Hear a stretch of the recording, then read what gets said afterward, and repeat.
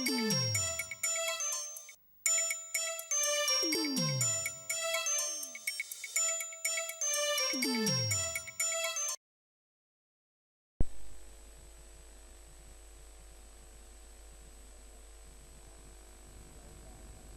welcome to Profiles.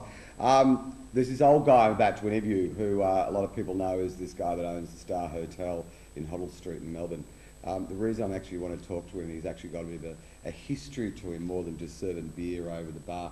Frits Maaten, welcome to Profiles. Thank you, Graeme. Now Fritz, you've had a pretty wild life. I'm not too sure exactly what order the photographs are in, but let's go right back to how you began, because you're a bit of a TV star in the old days. Yeah, some people might think that. It's just basically the sort of work that I've been doing has varied a bit over my working life.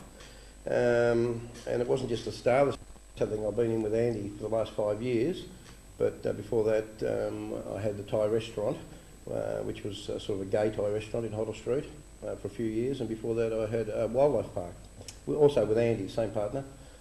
No longer my boyfriend, but my business partner nevertheless, and that was the wildlife park at Monbulk Animal Kingdom.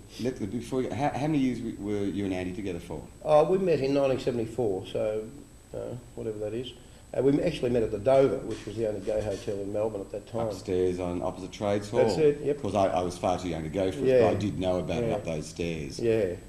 Actually, you look a bit like the bouncer that used to be on the door there. Yeah, I know. Remember him? No, I was 14 at the time, for God's sake. Of course I didn't know. Yes, of course I knew. Yeah. Now listen, talk about this Monbulk Wildlife Park. Was that what it's called? Yeah, well, that took up a fairly big... Monbulk Animal Kingdom, we eventually called it. That took up a big part of our life because it took 18 years to develop, and it was nothing to do with the gay scene, although we did occasionally advertise in gay newspapers, but we did lack gay friends living up there. It's about 60k from Melbourne in the Dandenongs. But it sort of led to us eventually having the hotel, I guess, because from running the park, we supplied a lot of animals for the TV industry, and I appeared on a lot of television shows like Shell's Neighbourhood and the Early Bird Show and those type of shows. And but you were a regular on the Early Bird Show, weren't you, virtually? Yeah, I was on there for 5.5 years, every Saturday. Yeah. Because I want to go to some photographs in a second. But what was your interest in wild animals and stuff? Oh, it was just a hobby. When I met Andy, we were both interested in reptiles. So we originally were going to have a reptile park, but it became bigger, and we ended up with lions and tigers and performing jaguars and pumas and monkeys and camels and all that sort of stuff. So you actually trained them, or what?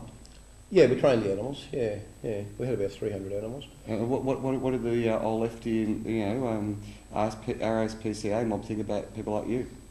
There was a lot of regulations. RSPCA, National Parks and Wildlife, Quarantine Service that you had to deal with, local council.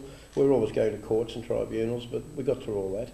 And it wasn't a major problem. I'm going to chuck some photographs we made. I'm sure the director's listening so well because he just loves his own television. I don't know what we've got up first. I think it's you and that's kangaroo. Rags. Yeah, that's Rags. One of our two famous boxing kangaroos, and that's one of the shows we used to do each weekend at school holidays. That's me. That's me. On the other side. You're virtually humping a kangaroo there. I guess that, Fritz. Yeah.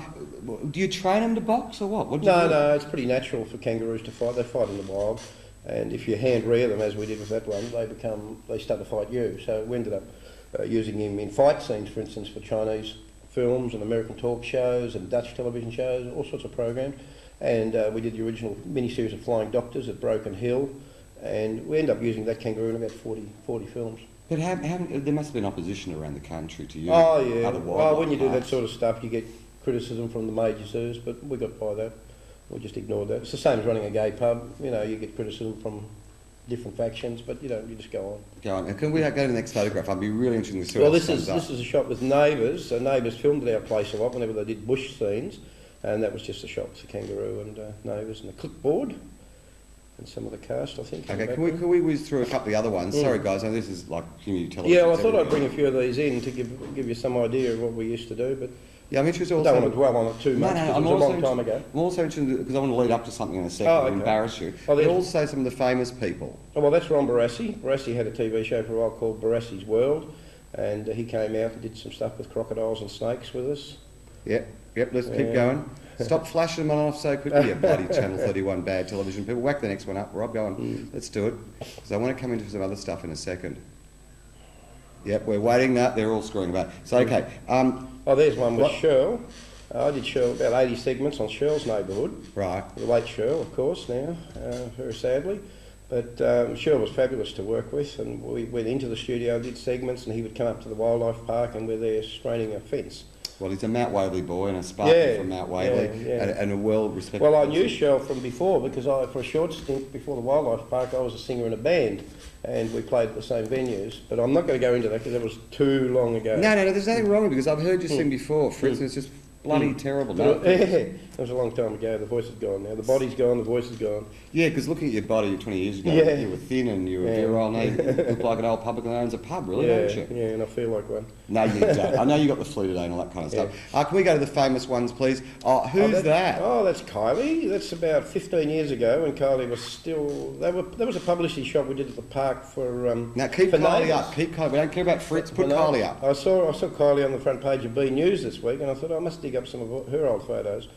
But it was lovely the day she came up and did photos with some of the other cast. And well, this is it. I mean, she's gone so far, era, you know. but she hasn't changed. No, she's still just a typical kind of Melbourne suburban person. Yeah. There's nothing different about it. What else have we got over there before we go? Half time. We know it's half time. We're whizzing through it. Rob can be floor person, camera operator, and switching the cameras out, photos out. What was that photograph you just put up? Oh, that's feeding. That's one of our performing lions, or lion. No, yeah, one of our lions, Nero, when he was still quite young. And we'd go in with the lions and tigers. I suppose it's quite a different thing than a lot of other gay people do for a lifestyle. That's why it's different to other people, but to us it was just a job at the time. Lions, where did the lions come from? We got the original lions from the old Bacchus Marsh Lion Park when it closed, and then we continually bred them. We bred 10 over about a 12-year period. But what did you know about We animals? then sold those to other zoos and circuses and things around Australia. So you just learned as you went? Yeah. Did you ever make a buck out of it? Or what? Oh yeah, that's how we got the pub. So But we lost a lot of money too, because we were also doing snake shows at schools to finance the wildlife park. So we're making quite a lot of money doing shows all over Victoria for 18 years and pouring that into building the wildlife park as well. So is there a photograph up there? Just one more, I think, of Frits. Here we go. Frits Well, Maaten, that's Andy and Andy myself. That was the show we used to put on at schools and shopping centres. I still get kids coming into the pub saying, "I remember seeing your show when it came to our school in Wodonga or Morwell or somewhere like that." So a well-known gay couple are out touring our schools. Yeah, well, we got out of it at the right time because I think people were starting to, wonder. What question about you two being queers with your snakes? Yeah, I think so, yeah. Okay, now there is one I want to go straight into, and it's one of my hobby horses from many years ago. Can you whack up that shot of, there's 3 of them there, Azaria? Zaria? Didn't you kill the district baby? Through the wildlife park, we got involved in the Lindy Chamberlain case when Azaria was taken by a dingo back in 1983. Now, I reckon she stole it. She was a right-wing fundamentalist Christian, Frits. You reckon you were one of the witnesses and said that it was the dingo. Now, I reckon it was the one in the middle there. Yeah, no, it wasn't, of course. And Lindy has more or less been exonerated now, but it took a long time. And the reason we became involved was because we had dingoes. I'd worked in the outback for several years on drilling rigs in my early days and saw the dingoes in the wild, taking young calves and sheep. And we knew the rangers at Ayers Rock, and we had some inside information, and we were well aware of what had happened, that a dingo had taken that child. So we became How were you aware? How were you aware? Well, there were signs up saying don't feed the dingoes. It was so the dingoes were very hungry. The dingoes were tame, they were not frightened of people. As well as that, it wouldn't be natural for a dingo not to take a small mammal if found at the ground level when it's hungry and it's got cubs to feed. And on the other side of it, there was no motive, no weapon, and we knew also which dingo, a dingo called Scarface, that we believe took the child at that time. So we supported her because it was quite a strong support for someone who's a dingo lover to come out and say, or a wildlife lover, to come out and say, this was possible, this was probable, this was, the scenario that would have happened. And people believed us, so we were able to get a lot of support and do petitions and talk on television and in newspapers and so on. So that's how I got involved in that for about 6 or 7 years. And Lindy came back personally and thanked us and had seen the publicity on television while she was in jail. And she knew you were a faggot by that stage? Yeah, well, I told her. I told her when we And she had no met. problem with No, being fundamentalist no, Christian? no. What was she? And she had a lovely son too, or two sons of course, but Reagan was with her when I met her, and he's lovely, lovely. So what was your highlight out of like this Monbulk animal farm, whatever you call it? I think the highlight was working with the big kangaroos. It was something that no one else was doing, and we got sort of acclaimed worldwide for it. But it's all gone now, it's in the past, so most people wouldn't even know about it. But no one else has done it since. And that is putting on boxing or fighting demonstrations with kangaroos, and having kangaroos living in your house and travelling around in the back of our truck while we took it to different locations, and travelling up to places like Broken Hill and Sydney to do filming and so on. And and we met a lot of dignitaries. We almost met Jimmy Carter. We took the kangaroo to Reptile Mansion for a function, and Jimmy Carter was supposed to turn up and fight the kangaroo. Unfortunately, he didn't make it, but Walter Cronkite, a well-known newsreader, came and had met the kangaroo. Look, just numerous film stars. We've taken us to tycoons' homes in Toorak, and I remember taking a kangaroo to Richard Pratt's home in Kew, so we met a lot of well-known people. I hope you screwed these rich to make some money out of them, well and truly. They paid us. Yeah. Now, who was the most interesting, actually? Lady Kanga was another one that met our kangaroo, the late Lady Kanga. Who was the most interesting star, because we're about to go to a break any second, that you actually liked working with, inverted commas star? Probably Marty Monster, I guess, on the Early Bird Show. He was so much fun to work with. Who was Marty Monster? Marty Monster's played by David Triscott, who's still around. See him on the scene occasionally. Darryl Cotton was great, because I was with them for such a long time, and Marie Van Maren. But Don Wayne was great to work with, and Don flew us up to Sydney a few times to do shows when he was working out of there. Before we talk about glass coffee tables, that's what we've got right here. Can we just go out on the break of looking at you and Andy, not implying anything? Well, that was another show we did. Andy was Freddo Frog for quite a while. You can just see his eyes inside that big head there. That was Andy and I doing the Freddo Frog shows for Cadbury Sweps around the shopping centre. But years later, I took out a protest rally against Cadbury Sweps when they tried to stop Hey Hey It's Saturday doing a crossover to the Mardi Gras. So we became enemies later.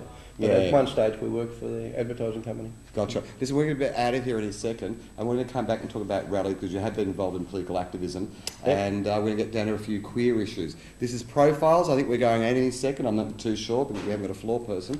And we're going to come back and talk to Frits Maaten further. Here we go. G'day, welcome back, Frits. Frits Maaten, I know your name's been spelt incorrectly, but I mean, Ralph's directing and he can't spell that. It's got an S on the end of Frits, not a Z. That's okay. It's Dutch. For God's sake, Dutch. Foreigners that come to our country and take our jobs. Now, which meant to you from, before we go on, of course you own the Star Hotel, part own it, and of course that's where the drag kings happen, King Victoria, and the Asian Lotus Night, etc., etc. Now, how did you get into the Star Hotel from your background in wildlife? Well, basically we got a bit tired of the whole scene of being in tourism and in wildlife. We decided to get completely out of it and sell it and move into the city. We actually lived just around the corner from the Laird Hotel, and then by that time we'd started going to Thailand to look at snake farms initially, but then we found there was a big gay scene in Thailand, and that was about 1988, and we became sort of involved with the Asian community, because I ended up, or Andy and I both ended up at that point, we'd had an open relationship at that point, and we both ended up with Thai boyfriends, and mine came out to live with me, and that's how I come to finally open a Thai restaurant and sell the wildlife park. But at about the same time, we decided to start a club for Asians and Friends, because we found that Asians didn't have any particular place to meet, and that they needed to socialise with one another, gay Asians in particular. There were a lot of Thai boys coming out here to live. Some were students, some were being brought out by their boyfriends, and they were starting to mix with other Asian cultures, and we decided to put together a club in 1994. And we put out flyers and started meeting at Mulcahy's Hotel, and from the first night we had 90 people there. And and on that first night we actually had drag shows, people coming along and saying, I'll do a drag show. So that continued on at Mulcahy's for a while, and Shirin joined us, Shirin Sequin, and a lot of them have since come and gone, a lot of the drag queens. But some of them are just basically students that are over here working, and they see drag and they think it's a cultural thing in a lot of the Asian countries, and they sort of put their name forward, I want to perform. And we did that at various hotels, including the Beak in Beaconsfield Parade, Roosters by the Bay for a short while, and then went on to Partners Tavern in South Melbourne.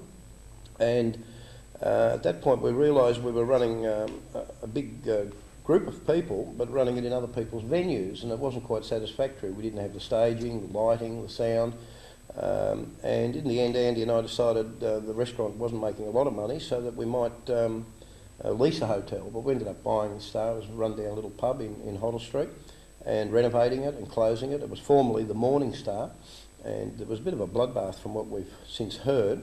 And we basically closed it down, renovated it, changed the name to the Star, and reopened it a month later as a gay venue with quite a bit of publicity, and it worked. Okay, on that level, I actually know from basically spending all those years in Asia and stuff, that a lot of night, particularly about Indonesia, and I could think of a couple of your well-known inverted commas performers who actually can sing live as well as just mime and stuff. But back home, they're closet, they're not even out. No. And here they put a full dress on and do this whole performance stuff. Yeah. Isn't it If scary only- when they go back? Well, as I international often think students if or only their whatever? parents knew, they send them out here, to study, and basically they get into a frock and get up there and perform and make a bit of money, and get a lot of enjoyment from it, and they can't even take their videos back home to show their families, because most Asians back home, if they go back home or with their relatives, are closeted. I think we did a show last year, didn't we, called Rice and Potatoes, and all the Asian guests on that show, none of them were out to their families. Yeah. Now, do you think there's a level of racism in the scene of why Asians have to have their own nights and? Look, I don't think it's racism. It's just that the other venues are sort of locked into the performers they have, and it's very hard for an Asian performer to break into, say, whether it was Three Faces or the Market or the Exchange, and go along there and get a regular gig. And we wanted a place where they could express themselves. Why is it hard? Well, because the performers that are there are locked in. They're a certain style. They tend to do, I will survive and I am what I am. The Asians are totally different in the way they perform. They do the contemporary songs. Their makeup is outstanding usually. Their bodies lend themselves well to doing drag.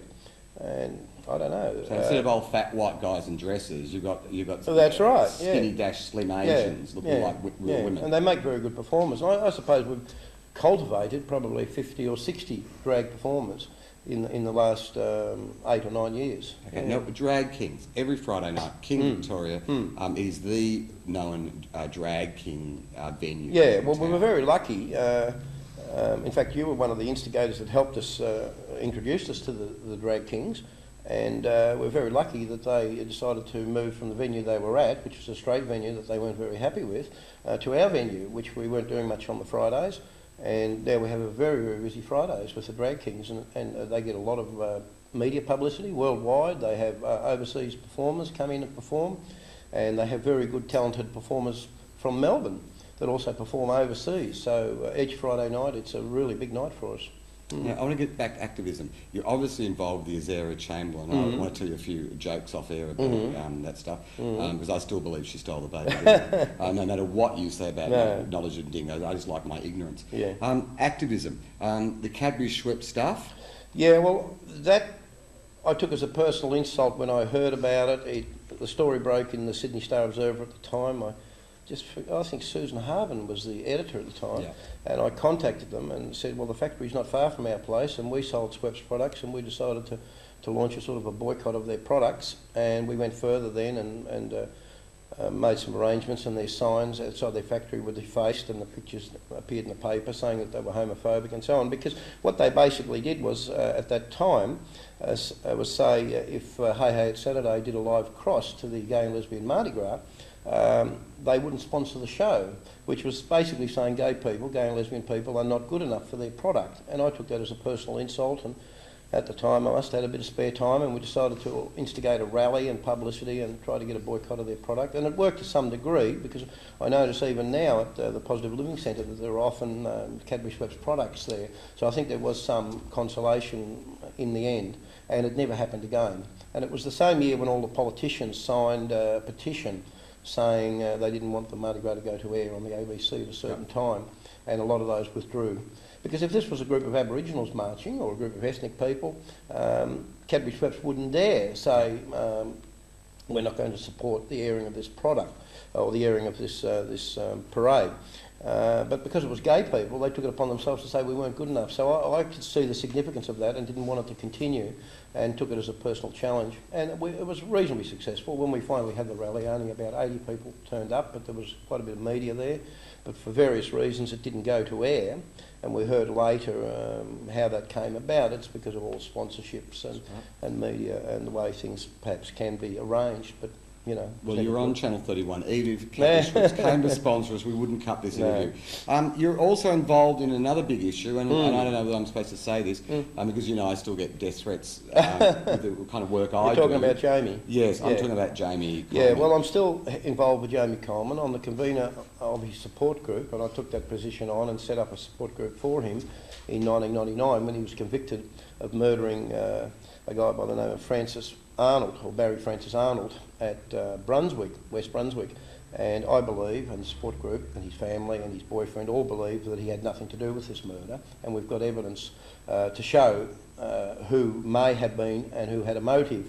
And basically it's a story of an elderly guy, 60 years old, who was murdered in 1991, and we believe his body was dumped at a beat, which wasn't really a beat, but it was described as a beat, in West Brunswick in Victoria Street at Clifton Park. And a few years later, Jamie told a story that he was involved in that murder. Well, basically, he told a story to an S&M friend.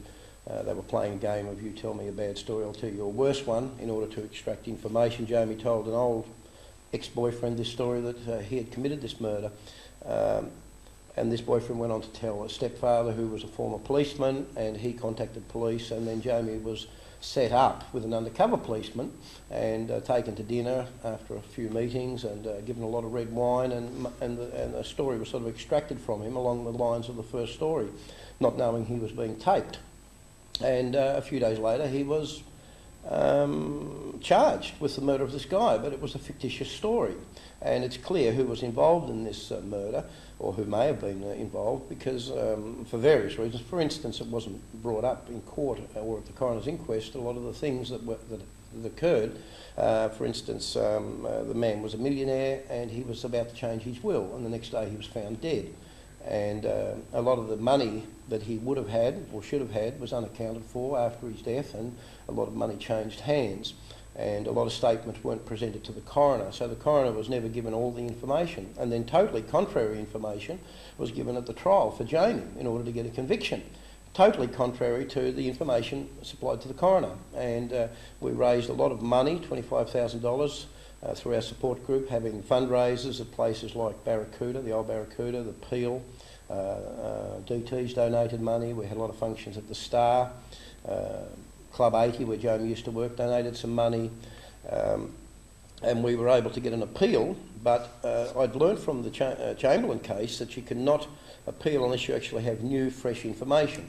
Or you can appeal, but only fresh information will be accepted. And the only thing we could appeal on was really the fact that the lawyer that Jamie had at the time was negligent and incompetent. And the Supreme Court judges that heard the appeal didn't agree with that. They said it was a tactful move. So that at Jamie's third trial, when he was convicted, because he was nearly released at the previous trial, there was a 10-2 in favour of acquittal. But at the final trial, he was convicted on 11 out of 11 jury, because the jury, of course, is the one who decides.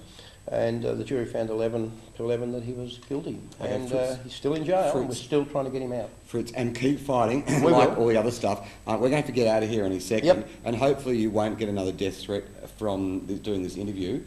Though, yeah, I've had a few threats. Yeah, a few threats. Yeah. Just before, as we go out, apart from people threatening to kill you, obviously because of this case and other cases you've been involved in, what other life-deathing things? I'm sure snake bites. Let's get it back to animals. Oh, well, I've had 4 snake bites. I stopped breathing on 2 of them, on a tiger snake and a death adder bite. So I was pretty lucky.